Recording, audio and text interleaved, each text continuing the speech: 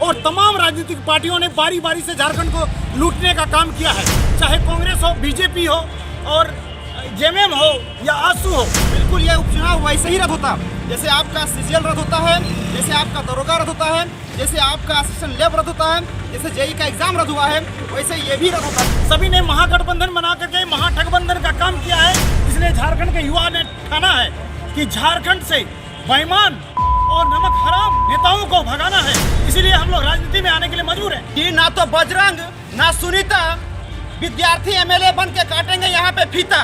क्या जी काटिएगा ना जी? यस काटिएगा ना? यस। पूरे रामगढ़ के लोगों को मैसेज दीजिए, पूरे रामगढ़ के लोगों को जागरूक करिए। झारखंड की सियासी सरगर्मी इन दिनों काफ़ी तेज हो गई है। दरअसल ममता देवी की सदस्यता रद्द होने के बाद रामगढ़ में उपचुनाव होना है, जिसको लेकर एनडीए और यूपीए की ओर से तैयारियां लगभग पूरी हो गई है। एनडीए की ओर से सुनीता चौधरी इस बार चुनावी मैदान में उतरी और उन्होंने नामांकन भी दाखिल कर दिया है। तो वहीं दूसरी ओर यूपीए की ओर से बजरंग महतो चुनावी मैदान में उतरे हैं और आज उन्होंने भी नामांकन दाखिल कर दिया है। लेकिन आप सभी को खास जानकारी दे देते हैं कि इस बार झारखंड के अभ्यर्थी भी चुनावी मैदान में उतरे हैं और लगातार उन लोगों का कहना है कि झारखंड में जेपीएससी और जेएसएससी की परीक्षा लगातार रद्द हो रही है, जिसको लेकर तमाम जो अभ्यर्थी है इस बार एमएलएस का फॉर्म भर रहे हैं, जिसको लेकर कई जो अभ्यर्थी है उन्होंने नामांकन भी दाखिल कर दिया है, चूँकि आज अंतिम दिन था। रामगढ़ उपचुनाव में पहुंचे हुए हैं और झारखंड के तमाम छात्र लगातार सरकार से तंग आकर सरकार से लगातार नौकरी की मांग कर रहे थे, लेकिन नौकरी ना मिलने के कारण से आज वो सारे के सारे युवा जो हैं सड़कों पर उतरे। सड़क पर उतरने के बाद वो मजबूर हुए और अंततः यहाँ पे आकर के उन्हें पर्चा डाला है और सारे के सारे अभ्यर्थी हैं जो यहाँ पे नामांकन पत्र डाले हुए हैं। और उसके बाद सारे के सारे अभ्यर्थी कल स्क्रूटनी होगी, उसके बाद फिर 10 तारीख को इनको सिंबल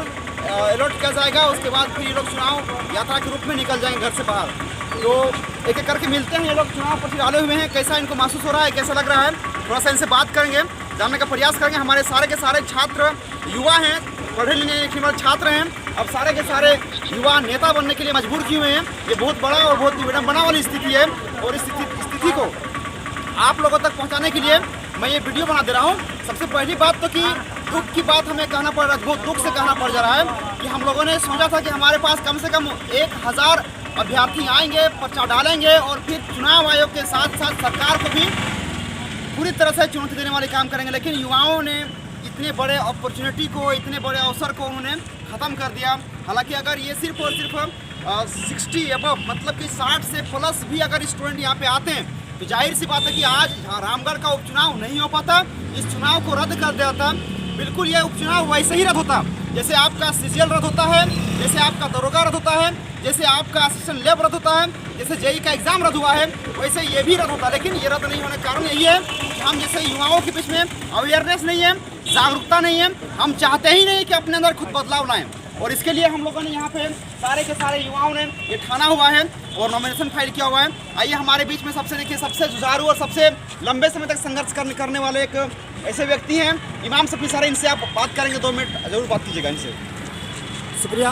और तमाम झारखंड वासियों को बताना चाहूँगा कि यहाँ पर अन्याय हो रहा है और लगातार अन्याय हो रहा है। पिछले 22 साल से झारखंड जो है भारत का सबसे अमीर राज्य है और सबसे ज़्यादा गरीबी के कगार पर पहुँचा दिया गया है और तमाम राजनीतिक पार्टियों ने बारी बारी से झारखंड को लूटने का काम किया है, चाहे कांग्रेस हो, बीजेपी हो और जेएमएम हो या आसू हो। सभी ने महागठबंधन बना करके महाठगबंधन का काम किया है। इसलिए झारखंड के युवा ने ठाना है कि झारखंड से बेईमान और नमक हराम नेताओं को भगाना है। इसीलिए हम लोग राजनीति में आने के लिए मजबूर हैं, क्योंकि यहाँ पर 22 साल में एक ना नियोजन नीति बना है, न एक स्थानीय नीति बना है, न खतियान लागू किया है। सिर्फ हम झारखंडियों को गोल गोल घुमाया है और विशेष करके युवाओं के साथ मुख्यमंत्री हेमंत सोरेन ने जो वादा किया था कि 5 लाख लोगों को रोजगार देंगे, नौकरी देंगे, लेकिन उन्होंने जो मुकर गया है, इसके विरोध में हम लोग राजनीति में आने को मजबूर हुए हैं। झारखंड के युवा अभी राजनीति में आने के लिए अब सीख रहे हैं धीरे धीरे और धीरे धीरे उन लोगों को सत्ता से बेदखल करेंगे। ये बहुत ही मतलब हम लोगों के अंदर आक्रोश है। देखिए कामदेव जी भी यहाँ पर नॉमिनेशन करा रहे हैं जो गोला के हैं और हम इमाम सफ़ी, और इस तरह से हम लोग अभी 10 कैंडिडेटों ने अभी शुरुआती तौर पर नॉमिनेशन करा चुका है। आज 7 तारीख को है और आने वाले समय में देखिएगा 2024 में विधानसभा में एक भी कैंडिडेट जो है, पुराना कैंडिडेट किसी भी पार्टी का नजर नहीं आएगा, क्योंकि सिर्फ युवा आएगा। और इसी का ये एक संकेत दे रहे हैं क्योंकि हम लोगों के साथ छुरा घोपा गया है, हम लोगों को खंजर घोपा गया है, बार बार खंजर चलाया गया हमारे सीने पर, रोजगार के नाम पर, चाहे नियोजन नीति के नाम पर, स्थानीय नीति के नाम पर, खतियान के नाम पर, और तमाम आश्वासन, झूठा आश्वासन। मुख्यमंत्री हेमंत सोरेन जी को कहना चाहता हूं कि रामगढ़ आकर दिखाइए, आपका जो चुनावी वादा आपने किया था, हम लोग मुंह तोड़ जवाब देने वाले हैं आपको और आपके तमाम विपक्ष वाले को। सभी ने, कभी बीबी को कोई खड़ा कर दे रहा है, कोई पति को खड़ा कर दे रहा है। यहाँ परिवारवाद चल रहा है क्या? यहाँ लोकतंत्र नहीं है क्या? राजतंत्र नहीं है? यहाँ राजतंत्र नहीं है, यहाँ लोकतंत्र कायम करने के लिए। और तमाम झारखंड के वासियों को मैं कहना चाहता हूँ, युवाओं को विशेष करके कहना चाहता हूँ, बुद्धिजीवी वर्ग को कहना चाहता हूँ कि आप लोग लोकतंत्र को बचाने के लिए आगे आए, नहीं तो यहाँ परिवारवाद, चाहे बीजेपी हो या कांग्रेस हो या जेएमएम हो, आंसू हो, सबने झारखंड को लूटा है, सबने हमारे लिए कोई काम नहीं किया है। इसलिए आगे आइए, हम आप लोग से अनुरोध करेंगे, निवेदन करेंगे, जो आपके लिए हाथ जोड़ने के लिए और वोट मांगने के लिए अभी जाएगा उसको सवाल करिए, और जो आपको हाथ जोड़ेगा समझ लीजिए वो जिंदगी भर आपको हाथ जोड़ाएगा। और ये मुर्गा दारू का जो राजनीति चल रहा है उसे बंद कराइए। आपका मुर्गा दारू आज खिलाएगा, पैसा देगा, लेकिन कल आपका खून चूसने के लिए वो लोग आपको आज पैसा देगा। इस लालच में फंसना नहीं है झारखंड और विशेष करके रामगढ़ वासियों, आपको तख्ता पलट करना है और युवाओं को जिताना है। जोहार, धन्यवाद। बिल्कुल, देखिए युवाओं ने आज जो यहाँ पे जय झारखंड, जय छात्र एकता जिंदाबाद, जिंदाबाद, जिंदाबाद, छात्र एकता जिंदाबाद, जिंदाबाद, जिंदाबाद, छात्र एकता जिंदाबाद, जिंदाबाद, जिंदाबाद। मैं सभी दोस्तों को ये कहना चाहूंगा और इस सोशल मीडिया के माध्यम से कि ना तो बजरंग ना सुनीता विद्यार्थी एमएलए बन के काटेंगे यहाँ पे फीता।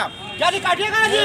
यस, काटिएगा ना? यस। तो पूरे रामगढ़ के लोगों को मैसेज दीजिए, पूरे रामगढ़ के लोगों को जागरूक करिए कि आने वाले समय में, अभी आपके पास तो कैंपेनिंग का टाइम है, पूरा रामगढ़ को धुआं कर देना है। हर जगह, हर एक क्षेत्र से, हर एक पंचायत हो, हर एक ब्लॉक हो, हर जगह युवा पहुंचेंगे और पदयात्रा के रूप में पहुंचेंगे और इस आंदोलन को सफल बनाएंगे। ये हमारे लिए बहुत बड़ा आंदोलन है। सरकार से हम केवल मांग कर रहे हैं कि वह नियोजन नीति बनाए, सरकार से हम मांग कर रहे हैं कि वो नौकरी दे, और तमाम काम में सरकार असफल हुई है। और इस असफलता का वजह है कि आज हमारे यहाँ पे झारखंड के तमाम नवनिर्मित युवा हैं जो लगातार चाह रहे हैं कि यहाँ पे हम बदलाव लाएंगे। हमारे बीच में देखिए एक क्रांतिकारी साथी हैं, सारे के सारे साथी हैं, देखिए हमारे साथ, देखिए सारे साथी हैं। 2 सप्ताह में दीजिएगा, विचार दीजिएगा। ठीक है सर, मैं कामदेव महतो, जो मैं सभी छात्र से आग्रह करता हूँ कि अपना छात्र बोलिए, ये छात्र को सभी पलट करना चाहिए। और मैं सभी छात्र से अनुरोध है कि अपने अपने क्षेत्र में विद्यार्थियों को सही शिक्षा दे तथा उनके जो शिकार हो रहे हैं शिक्षित का और अपने लाभ में ये राजनीतिक फायदा उठा रहे हैं उसको रोकें। 4 धामों में से एक रामेश्वर धाम सहित तिरुपति बालाजी, कन्याकुमारी, मदुरई मां मीनाक्षी देवी और श्री मल्लिकार्जुन ज्योतिर्लिंग का झारखंड में सबसे कम दर पर सब परिवार दर्शन लाभ का अनुपम अवसर। संपर्क करें मां कामाख्या धार्मिक रेल यात्रा, केसरी नर्सिंग होम, पहला तल्ला, पिस्का मोड़, रांची।